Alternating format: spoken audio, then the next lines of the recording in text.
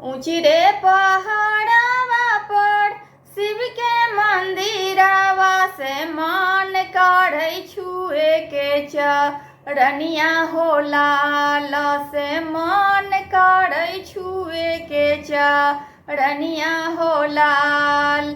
ऊंची रे पहाड़वा पर शिव के मंदिरवा से मान काढ़ै छुए के चरनिया हो लाल से मान काढ़ै छुए के चरनिया हो लाल। इतना बचन जबा शिवजी मोर सुनालन से पूछ दिहलन दिलावा के बतिया हो लाल से पूछ दिहलन दिलावा के बतिया हो लाल। किनकरा बेटी हो किनकरा पूता हो से किनकर घरवा जुड़ल है सी नेहिया हो लाल से किनकर घरवा जुड़ल है सी नेहिया हो लाल।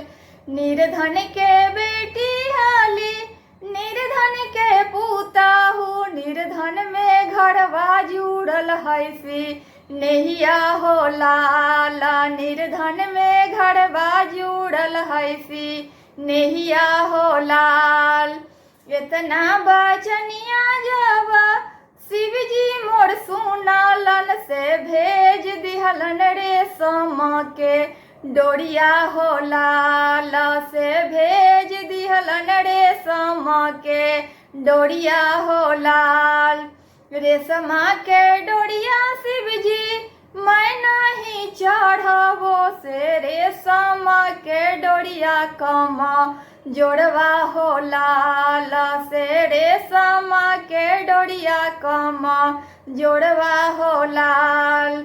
इतना बचनिया जबा शिवजी मोर सुनालन से भेज दिहलन कागज के नैया हो लाल से भेज दिहलन कागज के नैया हो लाल।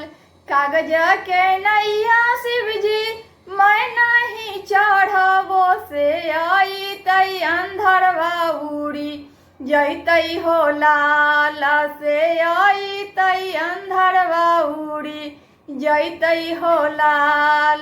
इतना बचनिया जबा शिवजी मोर सुनालन से भेज दिहलन काठवा के नैया हो लाल से भेज दिहलन काठवा के नैया हो लाल।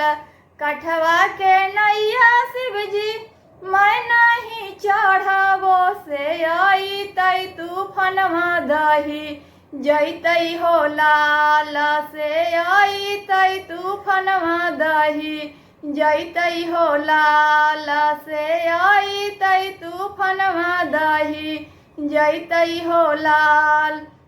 इतना बचनिया जबा शिवजी मोर सुनालन से भेज दिहलन बासा हासी बलवा हो लाल से भेज दिहलन बासा हासी बलवा हो लाल।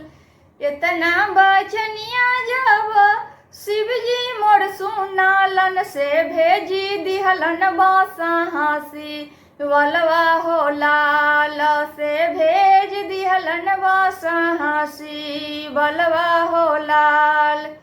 बस हासी बलवा शिवजी मैं नहीं चढ़बो से बगले में पति पड़ा मेसवर हो लाल से बगले में पति पड़ा मेसवर हो लाल। तोहरो के पति तिरिया लुच्चा बैमानामा से कैसे चढ़तन बासा हासी बलवा हो लाल से नहीं चढ़तन बासा हासी बलवा हो लाल से नहीं चढ़तन बासा हासी बलवा हो लाल। पति के कामैया शिवजी तीर्थ घुमली ऐसे पति के कामैया कैली दनमा हो लाल से पति के कमैया कैली दनमा हो लाल से ऊना को के ले चला संघवा हो लाल से ऊना को के ले चला संघवा हो लाल से पति बिना सुना संग सड़वा हो लाल से पति बिना सुना संग सड़वा हो लाल इतना बचनिया जवा शिव जी मोर सुनालन से चढ़ जाहूँ बस हंसी बलवा हो लाल से चढ़ जाहूँ बस हंसी बलवा हो लाल अपने जे तरली तिरिया स्वामी भी तारलन से ताड़ी दिहलक कुल पड़ी बड़वा हो लाल से ताड़ी दिहलक कुल पड़ी बड़वा हो लाल।